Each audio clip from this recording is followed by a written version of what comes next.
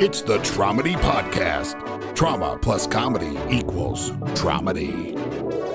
This week on Traumedy. And he was like, forget about it. And I think that's such a gift. This therapist with me was like, you need to look deeper and you should be crying over these things. And I was like, dude, forget it. Nah, I'm going to take the gift God gave me that I can laugh this stuff off. And I really try to teach my kids that. I always say funny always wins. Funny will always win in any situation.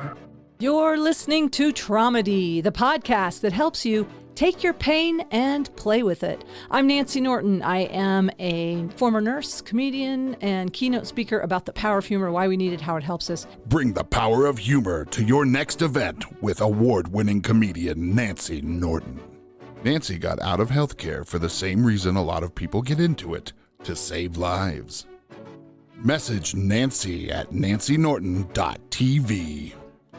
The Traumedy Podcast is sponsored by Crybaby Badass. You have to feel it to heal it.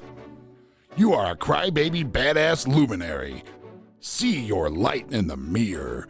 Do you have a trauma? Hey, you listening, do you have a Traumedy story to share? If so, send Nancy a message at nancynorton.tv. This is a very good episode. Every episode is so good. I love my job. I love my calling. This is a calling, as you know. I cannot not do Traumedy because I need these conversations. I hope by listening in, you get a little something from them as well. I really am learning from every guest some coping skills or some inspiration and always something funny every single time. And this is a mental health podcast. So keep breathing. Know you're not alone. If you want to find a comedy show or to connect with me, go to my website, nancynorton.tv. Everything is there. Enjoy this episode, and I'll see you on the other side.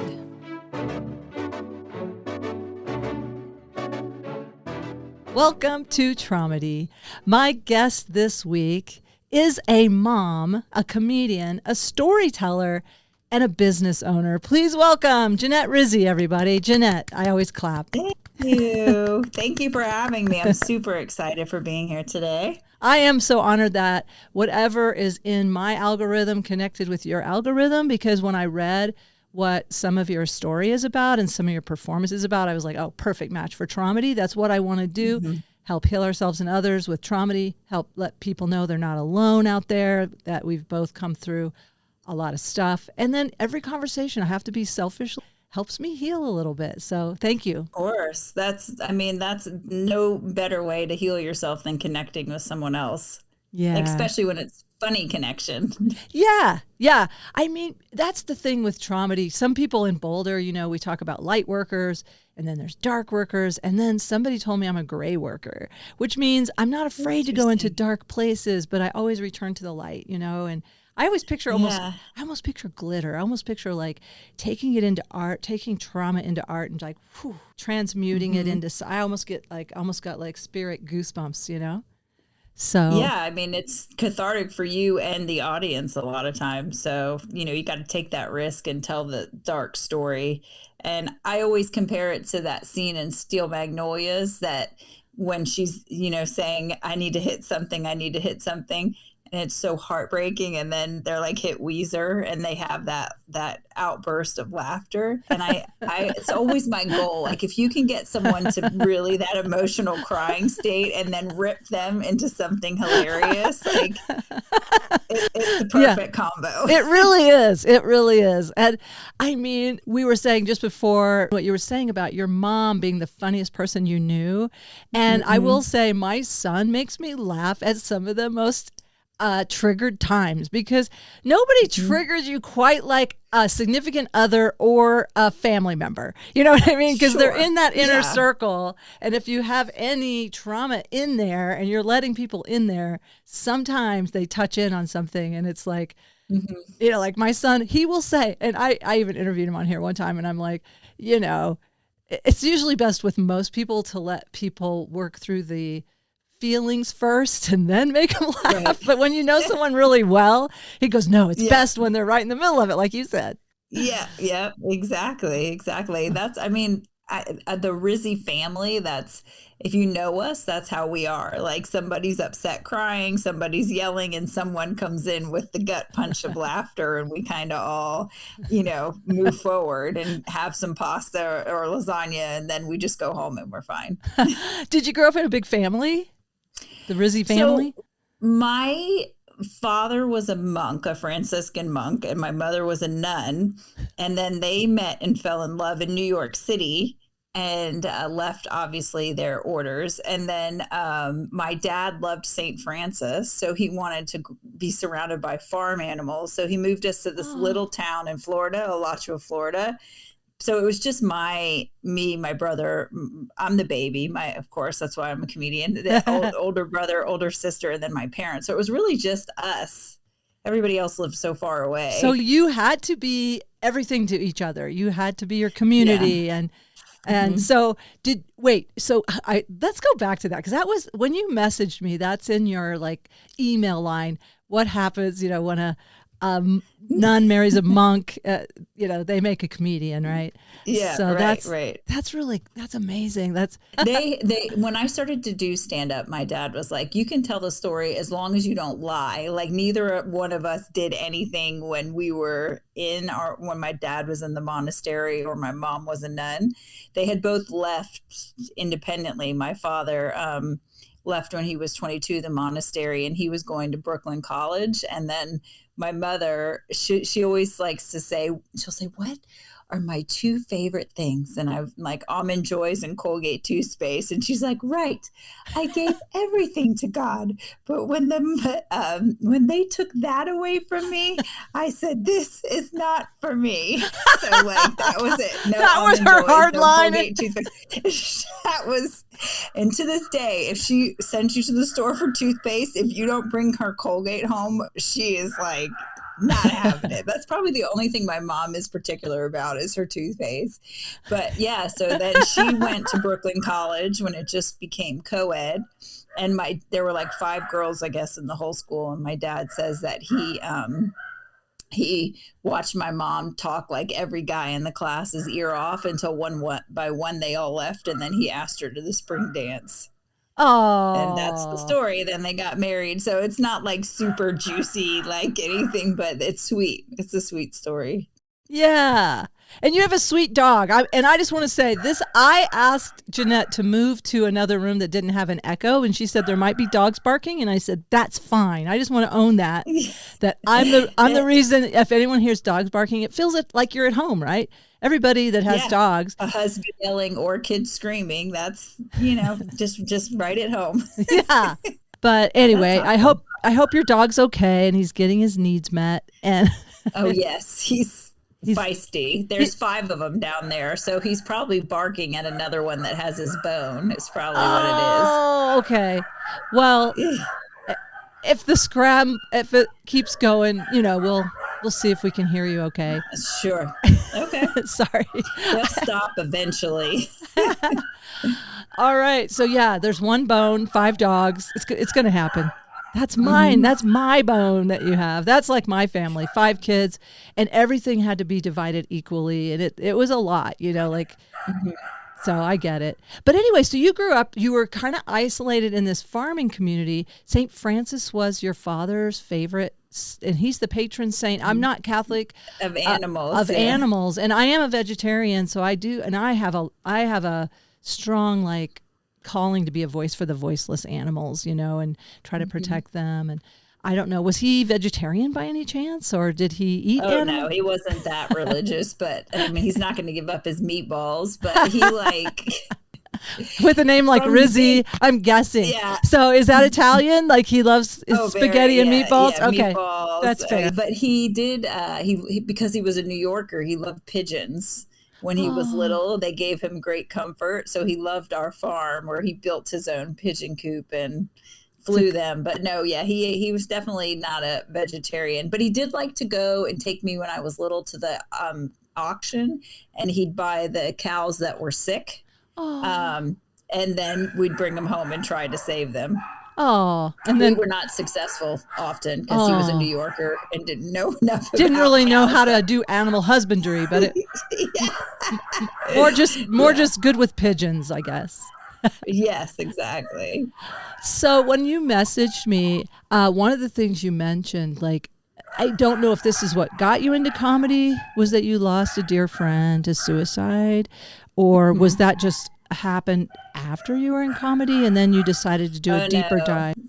So I was a teenager. I lost two good friends to suicide. And so I definitely, it was kind of my first brush with depression. I remember it very specifically. It was after my first friend passed away.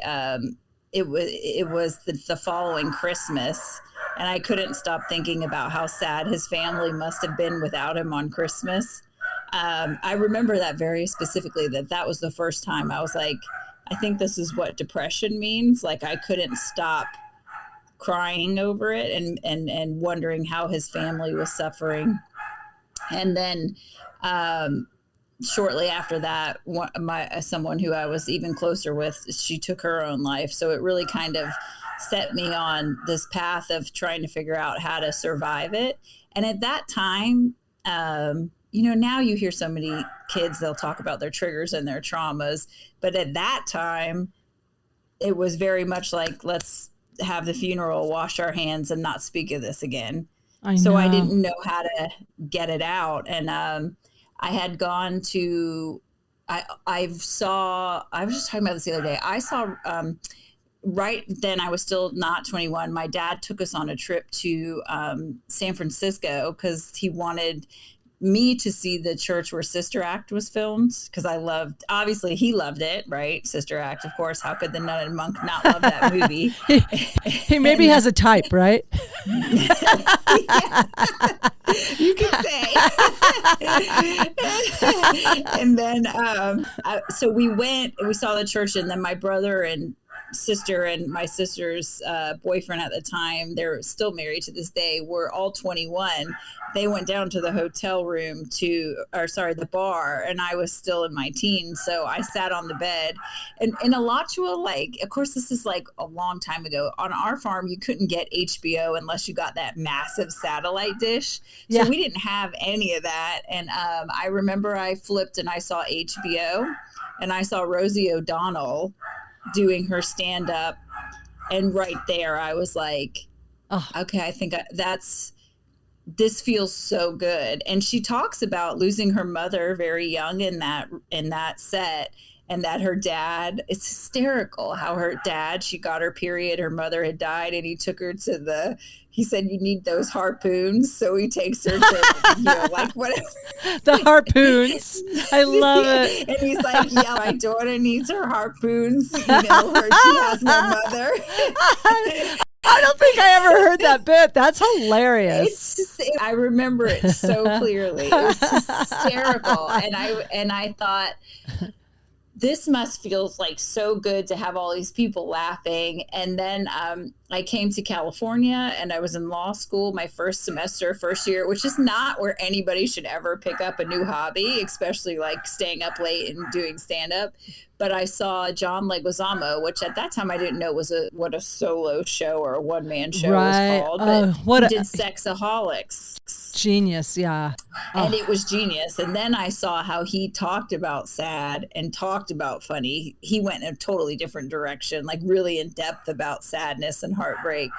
And so one day I was supposed to be, doing outlines for contract law. And I was like, I'm going to go to the Comedy Store in La Jolla, because I was in San Diego, and I just jumped up there. And there was no turning back after that. Oh, really? So you went and you just did it. Mm-hmm. And also it helped that you were avoiding whatever that was with the contract law. Yeah. Oh, yeah. Yeah. Well, that was a whole different level of like stress and embarrassment. But I loved it. And I got cast. They were doing a show called, it was Tony and Maria's, but it was like, there was a couple that were popular in Vegas, the Italian dinner weddings, so all these people come and eat dinner like they're at a wedding. It was Tony and Tina's was the famous one, but this one was Joey and Maria's for San Diego. Yeah. And I got cast as one of the bridesmaids. Oh, funny. From doing that comedy show? Yeah, somebody came up to me and was like, you have to come audition for this. You're like perfect for this Italian wedding. And from there, I never took, to this day, I've never taken an antidepressant because the comedy, just getting up and either me doing it. I'm the comic though, that it's to this day, I don't sit in the green room. I have to sit in the audience because somebody brings me to tears every night, even in a brand new, everybody just getting on the stage, somebody's hysterical. And I'm like, I need that because it just relieves every ounce of sadness and pain and just gives you this endorphin, Yeah, I have to say, I love being in the audience too. I am a little worried about the dogs barking now because it is like stepping on you.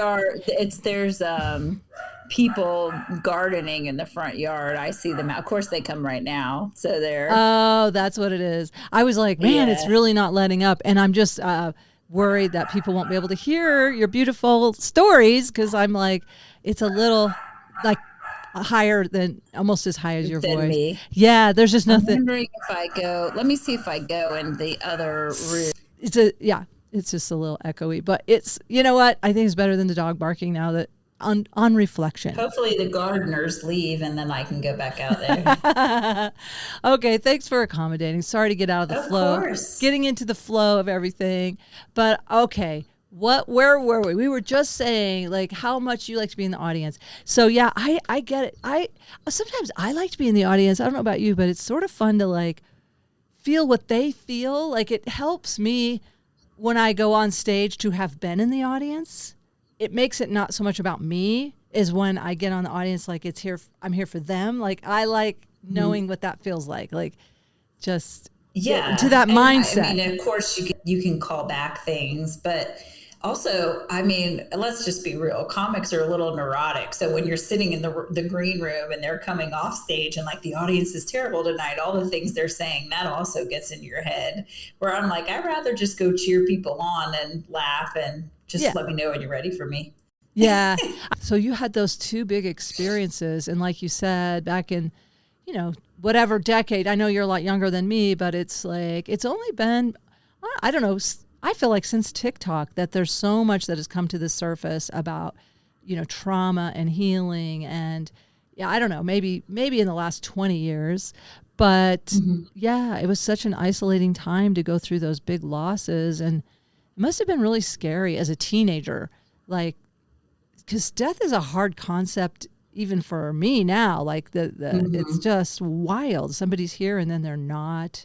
And it's interesting because when I look back on it now, I really think the only wild thing was literally that we had one friend passed away and then it was not talked about again. And then we were hit with it again. And then it just wasn't talked about. And so even in this journey of writing this solo show, and it's more funny than it is sad, but I do talk about, losing those two friends and that journey it put me on.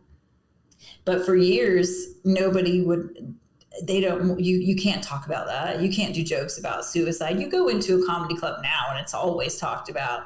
And they even at the Hollywood Improv, one of the bookers there she'd call me the suicide comic. And I'm like, my whole set is, at the time I was single. So I was like, most of my set is about sex, but I do a one-woman show to like talk about it and raise money about it so other people can talk about it. But at that, like my time coming up in my 20s and even 30s, it was kind of like, you're not supposed to talk about this. Let's just like sweep it under the rug. And I was like, no, I want to talk about it. Let's talk about it. It doesn't have to all be, sadness. It can be some humor. That's the whole point. And it doesn't always have to be right on the nose of the trauma. It can be around it, And I like the name of your show, Blindsided.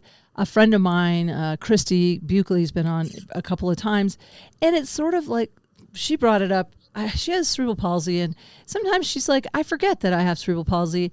And then I get blindsided by somebody like out of nowhere talking about, like, I don't know if that's not a good analogy, but it's sort of like It somehow is. being blindsided by something, or like I have this strabismus, part of the reason I like to wear my little rose-colored glasses. I don't know why. In my mind, it helps me feel more confident. But like if somebody else brings up my lazy eye and I'm in the middle of something else, it's like, I'm not ready, you know, like I wasn't ready. Yep. Being blindsided, Yep. it seems to activate, I don't know, more of my complex PTSD for some reason.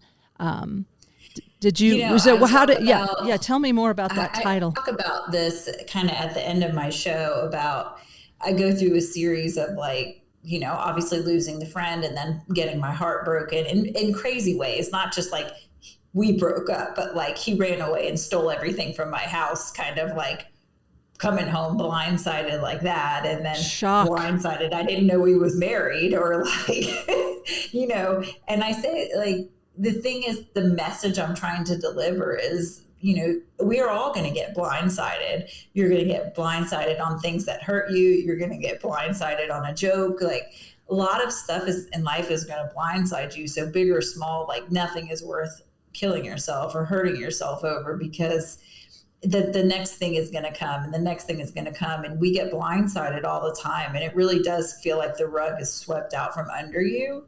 And it's like that Les Brown quote that I love, that he says, if, you know, life is going to knock you down. So, okay. And, you might love that quote. And I think that's what you have to do. You might have to say that again, because your Wi-Fi glitched out for just a second. I froze. You froze. I don't know. Because I'm making you move all around the house. Sorry. Yeah, I know. I think the dog stopped barking, so I'm going to come back out here maybe, and then let's try. This will be the freeze again. We're getting a nice, you know, your home is lovely. House. You're getting a nice tour. So you were saying there was a quote from, and that cut out, somebody named Brown, and then it kind of glitched out. So. Les Brown. Have you ever heard Les Brown motivational speeches? You have to listen to him because he is hysterical. Okay, Les Brown. Just all the crazy things that happened to him in life, and how, you know, you basically, what I was saying is, you know, life either way, whether it's death or love or your kids, you know, I get blindsided all the time by my kids. Some of it's funny, like, where did you get that from in your little brain? Or, you know, you did what at school? But anyway, Les Brown talks about how, you know, life, you're going to get knocked down, right? But if you got to be sure to fall on your back, because if you can look up, you can get up. Oh, I like that. Because you're going to get blindsided, you're going to get knocked down, but be sure to fall flat on your back. So if you can look up, you can get up. I love that. That is great. I mean, and you're a testimonial to it, obviously. And it's so important. You know, you were saying earlier how you don't take any antidepressants, and I went to the Association of Applied and Therapeutic Humor to get certified in therapeutic humor, so that when I give my keynotes, I have a little bit of substantive peer-reviewed studies. Right. And it actually is a mood elevator. Humor is a mood. I mean, we know this, you know, anecdotally, we know this intuitively, but it's nice to have evidence-based science behind it, that it raises, you know, the serotonin and the dopamine and the feel-good hormones. And it helps you survive. You know, I really do think it is part of it. You know, when you think about those hormones, dopamine is kind of the reward circuitry for eating, sex. You know, a lot of people get in trouble with it if it gets too addictive. But with humor, I guess the only time you get in trouble with too much humor is if you're not really processing the feelings behind it. But it probably, you know, one of my guests was in treatment, and he got put on humor restrictions. Joke restrictions. That's hilarious. Because he needed to cry. He needed to cry, you know? But I'm just saying, in the meantime, it's like, to me, it helps titrate the pain. It's like, yes, dive in, have the feelings, but then like resource back. I'm sure you do that naturally. I had a therapist not too long ago tell me that that was a problem with me, is that I had, and this is basic stuff that I would not consider my parents like joking with me or saying growing up that was trauma at all. I don't really. And he was like, something's deeply wrong, like that you can just laugh everything off. And I'm like, well, what should I do? Cry and like stay in my house all day? Like, I think that's the biggest gift that the Rizzi family has, is we can just be so hurting and then just flip it funny and start dying laughing and then just go forward with my day. My brother called me a couple months ago, and he was really down in the dumps, and he said, and then he's like, I'm going to treat myself to a sandwich. So he goes and there's a mother and her son like sitting across from him, and he can hear them talking. And I guess the father just died and they're going through this whole thing of the funeral. So my brother says at the table alone, he can hear it. And all of a sudden he thinks about our dad dying, and he loses his mind crying at the table like a crazy person. And he's like, and Jeannette, I'm like crying uncontrollably. And then I'm like, I get in the car. I'm like, I have to call my dad. And he's like, calls my dad. And my dad's like, what? I can't hear you. Why is your phone so loud? And he was like, forget about it. And I think that's such a gift. But this therapist with me was like, you need to look deeper and you should be crying over these things. And I was like, dude, forget it. Nah, I'm going to take the gift God gave me that I can laugh this stuff off. And I really try to teach my kids that. I always say funny always wins. Funny will always win in any situation. So yeah, funny wins. I love that. Might be the name of this episode. Funny always wins.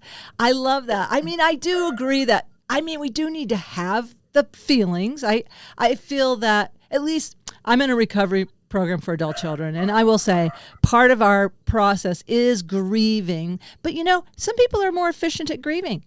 You might be able, and my son's kind of like this. I will say he can release stuff very quickly. Like it's a very personal thing. If you're having the feeling, you're acknowledging it. It's not that you're never sad or that you haven't cried, but you don't want to stay there, and that's okay. And if you're healthy, it's functional. Like, hey, Did you see that reel that went viral with Stephen Colbert and Anderson Cooper? And then it's basically Anderson Cooper is quoting Stephen Colbert, and he says that he said, like, what kind of tragedies aren't a gift from God? And Anderson gets very choked up about it. And Stephen says basically, like, I think every tragedy you have, it moves you forward, makes you stronger, essentially, is I'm not quoting it verbatim, but I think that all the time about, I lost these friends so young. But it really put like all the trauma and triggers and everything everybody talks about now into great perspective for me at a very young age, because other things I kind of learned to just walk through because I've experienced that level of hurt so young. Yeah, that's true. Don't sweat the small stuff. You're like, I am not that upset that you have more than 15 items in the express checkout. Like, or traffic. I'm sure in LA, I can't even imagine the traffic. I only lived there for about 3 months, and I was like, I can't hang. I could not hang with the level of concrete. The traffic does it. Yeah, I don't mind it. I put on a good song and I'm cool. Like, see, that's because happy. That's because you're chill. You're like, I am at peace. So this is just like maybe from your father. Maybe you have that monk inside of you that's like, sometimes I look at traffic like forced meditation time. Like, okay, we're gonna that's interesting. We're gonna have you be present and just breathe, and you can't control I have a control issue. So as you may have noticed, and that's okay. You may have picked up on that with my audio. And you see how laid back I am? I'll go upstairs, I'll go downstairs, I'll go in the closet, I'll go in the shower, wherever you need me. We got this. Well, now that you bring up the shower, I was going to, that'd be hilarious. Could you turn the water on? If you actually did that, like, could you just take a break, go get your suit? I'm not, that'd be hilarious. I love that. That's a good improv artist right there. That's a yes and right there. So yeah. And you were saying like you've shifted from doing like, obviously a lot of us that do stand up, we write things on stage and then it's like, oh, I'm going to make a note of that to remember for another time. Mm-hmm. But you're like more, some of your Blindsided, did it just happen? Like, did it sort of grow over time where these moments came up that were unscripted, or was it? I would say that script is the hardest thing I've ever done in my life, because there were times where I was writing the sad parts and I would like have to process and cry through it all. And then things happened as I was writing the show. Like one of the things I talk about is the day when Katie died, and she and I were very close. My sister, who in the show is, and she's a typical older sister, very hard on me, whatever. But she, my mom made me go to therapy the day after my friend died, and her friend who never got over her depression, that's who they send me to, this therapist. I tell the therapist, like, oh, well, one friend committed suicide that I grew up with. I knew him since kindergarten. Now this friend did it, again within a year. And she's laying on the floor crying. And she, as I'm telling her the story, and she reaches up and pats my leg and says, oh my God, how are you ever going to get over this? And I tapped her hand back. I was like, I think you were supposed to help me with that. This is the therapist? Yes. What? Is this a technique or something? So I leave and I'm like, my sister had taken me. I'm like, that lady's nuts. And so we went to the mall. It was nuts. Like I've had more nuts, like crazy therapists than I have like actually good therapists. And my grandma Ann, that was from Italy and then Brooklyn, she'd say they're all crazy. All right, you should, like that's why they became therapists. But she's not wrong. After we left, my sister took me to the mall, and this is when they had a puppy store, and I always wanted a miniature dachshund. And my mom will, to this day, is like, when I die, please put on my headstone, she was never a dog person. And so she wouldn't let me have an inside dog. But then we went to the mall that day after the therapist, and there was a mini dachshund there. Oh, come on. And my sister bought him for me. Oh. And he became like my voice, like, because now that two friends had died from suicide, I got very afraid to say how I felt, because I was worried even if I was angry, because I was worried someone would kill themselves. So what I started to do was let the dog, I do a voice for the dog. So if I was mad or I had something mean to say, the dog would throw it and not me. So the dog is a huge character in my show because he's the voice that carried me through. But then while I was writing it, the dog lived to be 18. His name was Flash. And I had to add that into the show. And so it's another part of the roller coaster. And so, it took me a long time to learn how to write it. And then working with people trying to teach me, I would say it took me about 10 years to get that show up off the, the ground. So there was a lot of phases where I had to process it. And then I worry, like, do I have that part right? Because it was so long ago. But then it's like, well, that was my perception of it. So that's how I'm going to tell it. Absolutely. Yeah. And I mean, we all have our filters and our memory, and you do our best to recount things. Are these dogs, are they miniature dachshunds, or what kind of dogs are these? That's why there's 3 miniature dachshunds down there they're super yappy dogs. And then we got a little rescue dog. She needed a home. And then my husband felt like he didn't have his dog. So he got a big Bernedoodle. Oh, wow. But they're all puppies. So anyway, we're a happy family. They are very, I don't know if you know that about dachshunds. They're very protective. I grew up with a dachshund. Not a miniature. They bite. Well, he didn't. Yeah, as far as I know, he didn't bite anyone. But we could tell him sick him, and he would, bark at people, scare them. I mean, we did scare a few neighbor kids. I remember my sister and I. I mean, he. But it's so funny. We just adopted this little. I can show him to you. He's sleeping right there. Aren't you disciplined? Well, he's resting. He's by himself now. If there were 3 other dogs here and the lawn guys were here, I'm sure he'd be up and running. He'd have some stuff to say. Although he's not very barky. He's a Shih Tzu mix who was running the streets of San Antonio. I was doing a fundraiser for animal rescue, and he got in my arms, and I'm like, I wasn't going to get another dog right now, because I travel so Right. much, but thanks to my son living at home, and he's allergic to dogs, and these are hypoallergenic dogs. But Well, anyway, that's lucky. sometimes I think he's Fella. Our dog's name was Fella, and I wonder if he's Fella reincarnated. And what's funny about Shih Tzus, they have this little star on their forehead, is supposedly from the kiss of the Buddha. The Buddha Interesting. they were bred by Tibetan monks to I don't know. So I call him my Prince of Tibet, and my son is the Prince of Nepal. I have these two little princes in my house. That's hilarious. Yeah. But I had another guest recently, Donna Lee, and she has a bunch of wiener dogs, little miniature wiener dogs. So y'all need to know each other if you don't know Donna Lee. Seriously. Yeah, I look feel her like up. because she has a whole. We were working on some. We were riffing about some merch about something about your.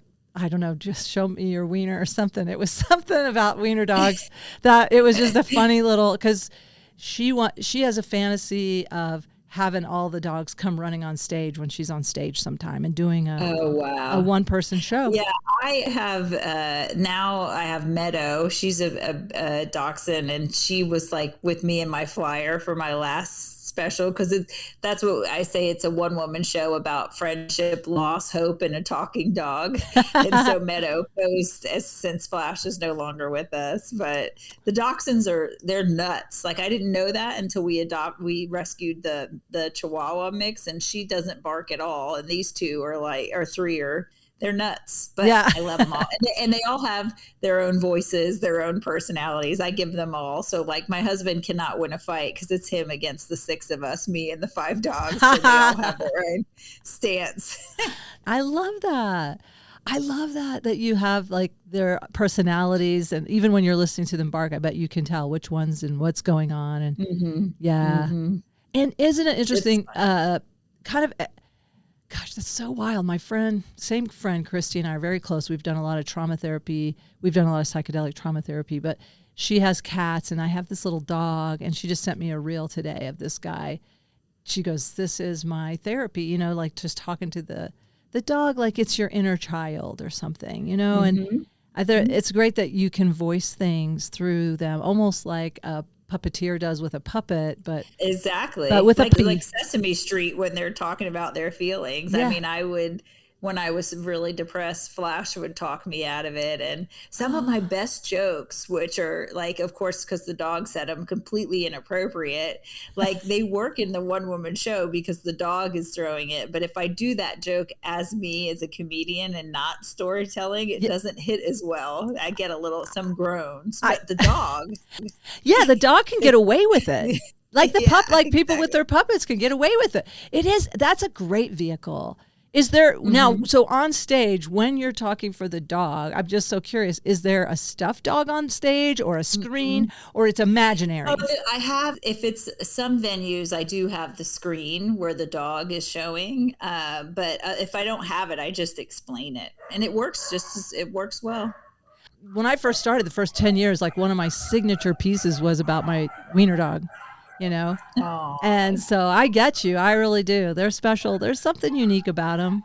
They are. They're a standout. Well, they definitely need a lot of attention. And then that makes you feel needed, which is great. Yeah. And it takes you out of yourself a little bit, right? Like you said, when you're grieving your friends and it was just overwhelming, you could express yourself with Flash. So, yeah. What do you think's going on now? I think that's I'm going to go back in here because I think the gardeners are back out there. The thing I always tell people when they talk to me about being depressed, I always say that. I say, you should go help somebody else because it takes you away from you and what you're thinking. And it really makes you feel better. And that it'll lift some of that depression. And at least for the hour or two you're volunteering or helping people, you'll not think about whatever's upsetting you because you're so invested in, the project that you're working on. Yeah. And I think it's a wonderful tribute to the dogs as well, as they are helping you as you help them. And in fact, the rescue that this little dog came from is called Blues Clues in San Antonio, Texas. It's a boots on the ground rescue. I'm just giving them a little shout out because Destiny, she grew up in foster care and they weren't always good families, but but they often had dogs, and it was the dogs that got her through. And so that's really touching. I know this is her like way to give back to the lost dogs, because I guess in Texas, for whatever reason, in Colorado, we get a lot of rescues from Texas. I don't know about you in California, but for some reason, just a lot that's of interesting. undomiciled dogs down there. Well, so are you still touring with Blindsided? So I just did my last show in April, and then I've decided I'm going to try to get into a couple fringe festivals that are starting next year. So yeah, so I don't have any Blindsided shows scheduled, but I do have my big event that's coming in October is the fundraiser for the Children's Tumor Foundation. Oh, tell me about it. Here, this little guy. Say hey, Luce. Oh, hi. How are you? This is my son, Lucian. He's being Mr. Shy. What's happening? You're going to go get your sister. He's going to go get his sister. Lucian. His twin sister. So Lucian was diagnosed when he was 1, actually by a doctor who I only trusted her opinion because she had a miniature dachshund. So that's your how you vet somebody. You're like, if they have a miniature dachshund, they're good with me. They're good humans. And so she saw him and she said, I think he has NF, which oddly enough, she said, I bet you have no idea what it is. And I said, actually, I know exactly what it is because I was my day job, which we talked about before we started to record. I work in health and wellness. Oh. And when I was in my early 20s, a lady came in. I was a personal trainer, and she came in and bought personal training. And I could hear the girls talking about like, no, we're not. I don't want to touch her. I don't want to touch her. And I came in and I was like, what are you talking? What is the matter? And they're like, I'm not going to train her. She just bought session. It looks like she has warts everywhere. And I was like, well, it's not like you're going to catch it. Like, that's mean. I'll do it. So I started to train the lady, and she had NF. And so what it is NF1, which is what my son Lucian has, like tiny tumors grow on your nerve endings. You've probably seen someone in your life that has it. Mm-hmm. And so she said to me, I think your son has the markers for NF, which is the cafe au lait spots.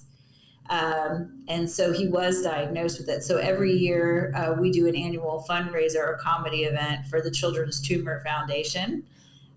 So I switch gears from, storytelling, and I go to stand up, and we're doing it October 29th at the Ice House in Pasadena. Oh, cool. That's a great venue. Yeah, it is a great venue.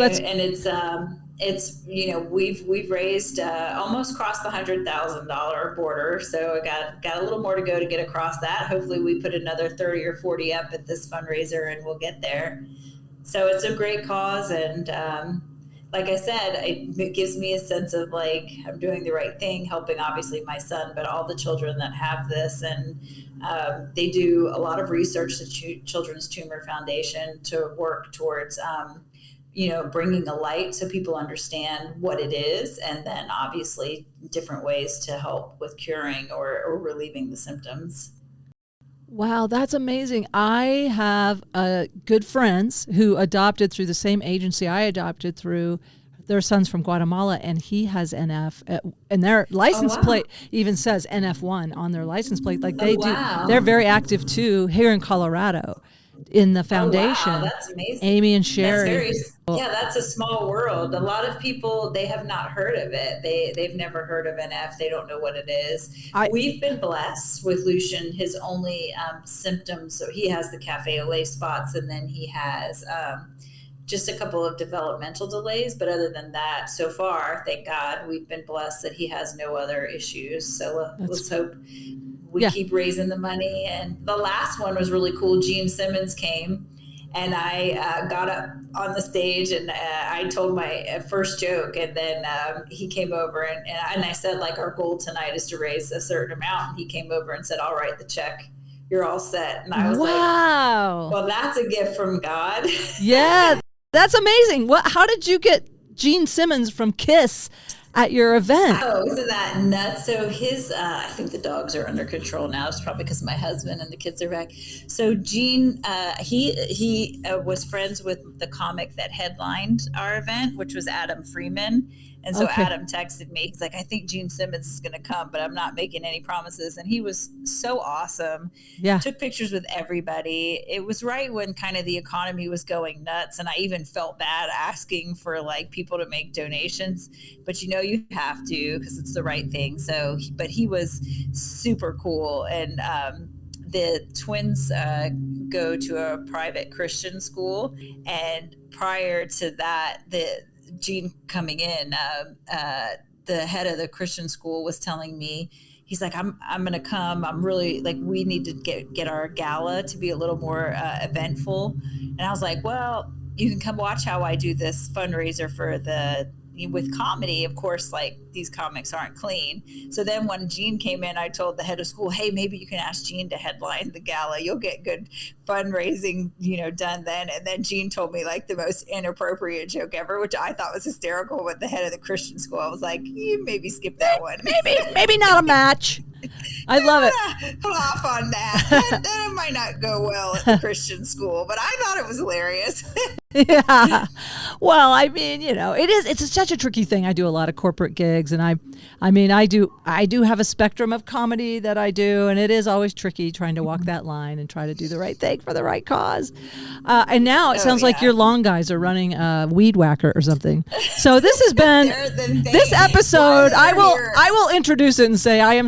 This episode has got some interesting background noises. Well, if you're thinking about getting married and having kids and dogs, this is what it's going to be. This is going to be like jumping from this room is to room while you try to chase your dreams. This is like the reality hiding from everybody trying to get work done.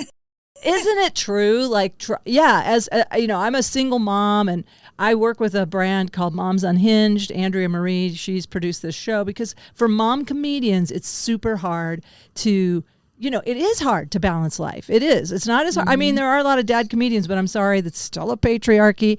I don't know if you're familiar. Maybe you are, since you have but I'm just saying, it's not as easy for moms to follow our dreams. We have to work a little harder at doing that. So congratulations to you on doing that and having, you. support in your family. I'm sure your husband supports it, obviously, or you wouldn't be doing it. Yeah. It is still tricky though, because Shonda Rhimes gives a great speech about, if you don't, who Shonda Rhimes is, right? Grey's Anatomy, all those wonderful shows, Scandal. No, I don't watch much television.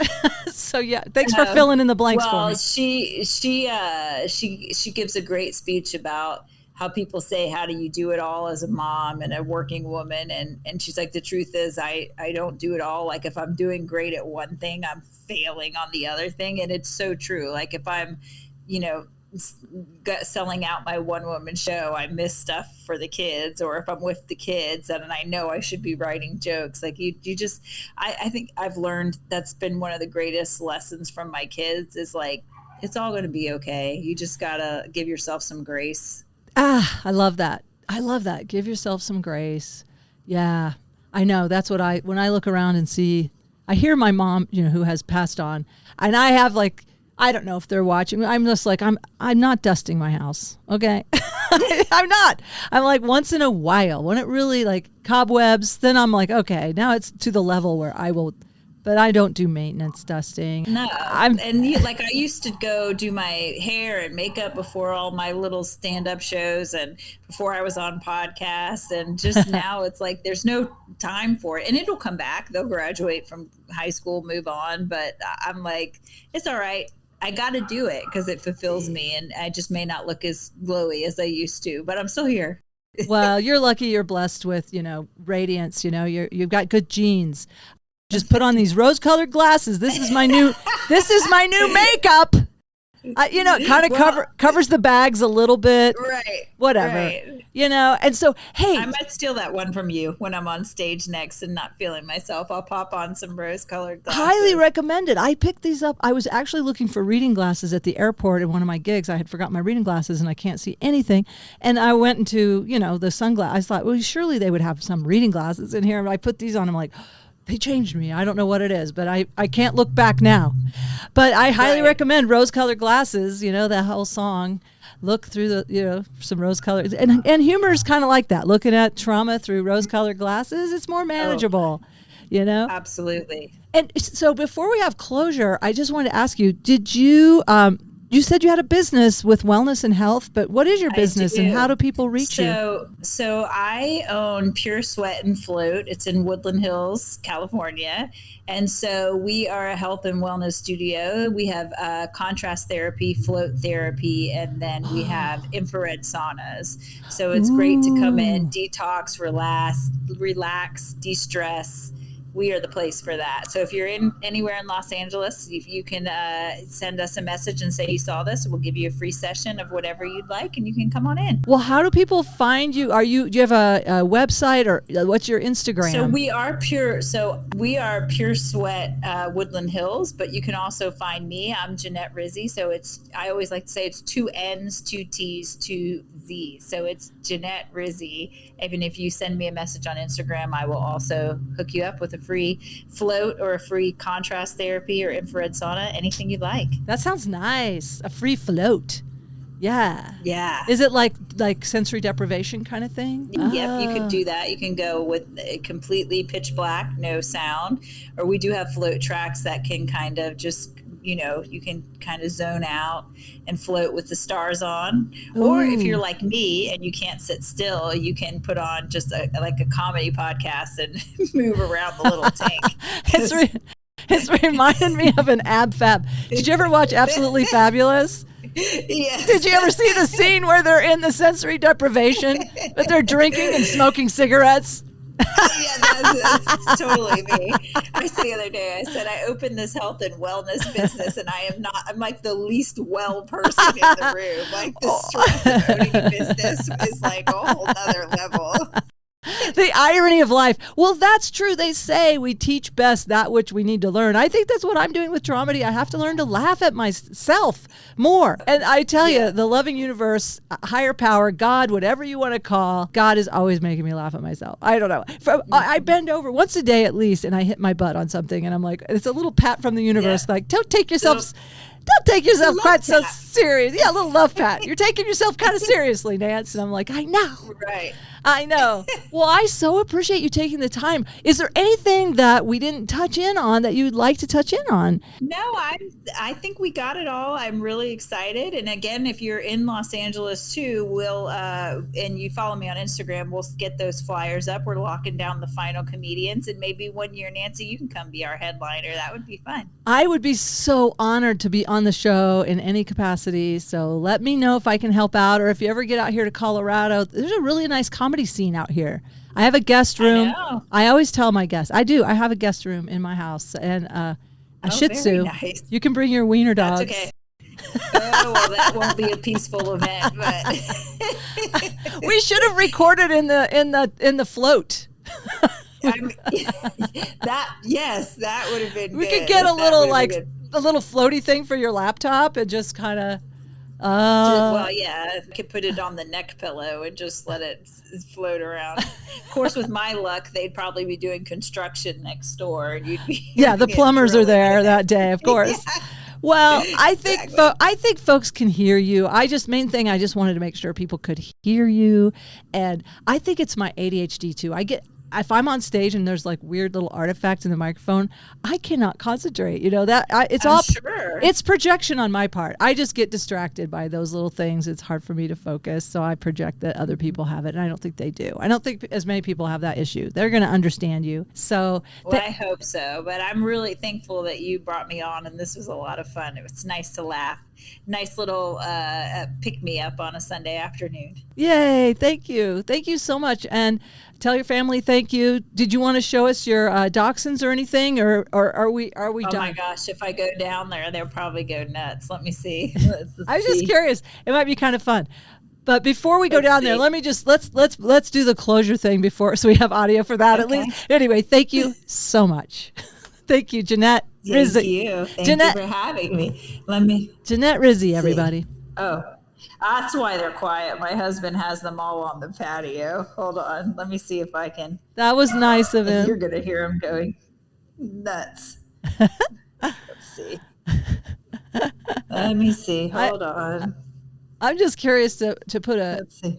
face to the Get bark. ready. Everybody's gonna go bonkers. Okay. Come on, come show. Hey guys. Okay. So here's Samson, the Bernedoodle. Oh. Here's Winnie, the rescue dog. Here's Gemma, one dachshund. Blueser. This is Gemma. This is my son. This is Blue. Here's Blue. This is the other one. Love it. Meadow is Meadow. Come here, Meadow. I don't know if I can catch her. She's fighting. She's mine. Meadow. No, this is, Gemma's back. Oh, here she is. Meadow. Oh, no, she's gone again. She's gone. She's the baby, so she's, yeah. Well, thank you. But that is a joke of all the craziness in this house. Thank you so much for the tour and all the puppies. And thanks for all you're doing. Yes. Thanks for what you're doing to help Yes, NF1. Thank you so much. You guys have a good night. Bye. I want to thank my guest, Jeannette Rizzi. You can find her at Jeannette Rizzi on Instagram and thepuresweatstudios.com. I hope you were able to hear her okay. We did our best with the audio. I just want to say that. Had some challenges, but we keep going, right? We just keep going. I want to thank you, the listener, for tuning in, and I want to thank my son, Nathaniel Norton, for providing the music loop, and Mushu for the emotional support. And again, remember, no matter what, keep laughing.